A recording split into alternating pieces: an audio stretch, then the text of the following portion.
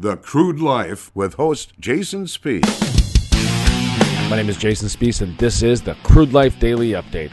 On today's episode, we talk with Terry Etam. He's an energy writer for the BOE Report and the author of The End of the Fossil Fuel Insanity. In just a moment, part of our exclusive interview with Terry Etam, right here on the Crude Life Daily Update.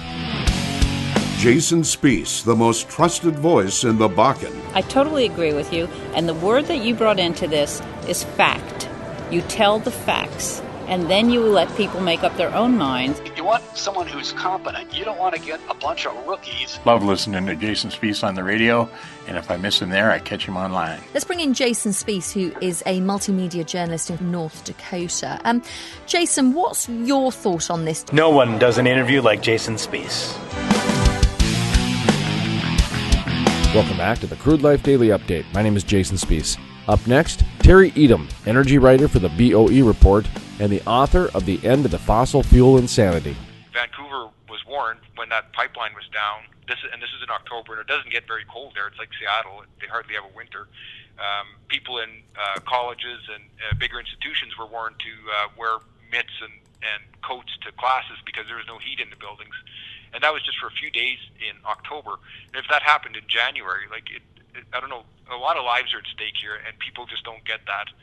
And there is a lot of gas out there. You're absolutely right, but we've been so accustomed to it always being there that we have to think about what happens if it's not. What are the biggest issues? Is it the pipeline? Is it the storage? Is it a combination of things? Because we know that there's so much natural gas that they're flaring most of it.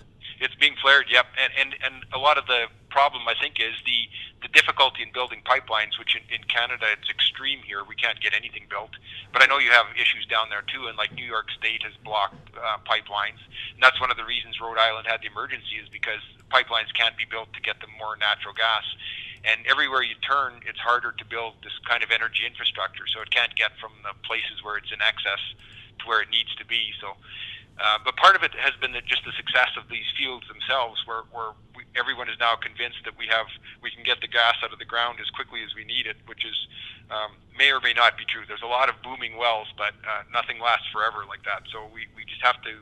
I think that as we get more and more, I wouldn't say addicted, but we as natural gas is used in more and more places, and more of it's exported offshore. So all of these new terminals coming on, the demand just keeps growing up, and then that just puts the risk that much higher if there ever is a big disruption. To listen to the full-length interview with Terry Etam, energy writer for the BOE Report and an author of The End of the Fossil Fuel Insanity, visit thecrudelife.com. That's thecrudelife.com.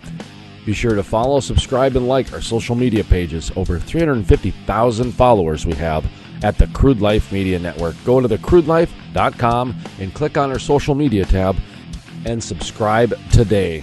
From the staff at the Crude Life Daily Update, my name is Jason Spiess, asking you to keep calm and frack on.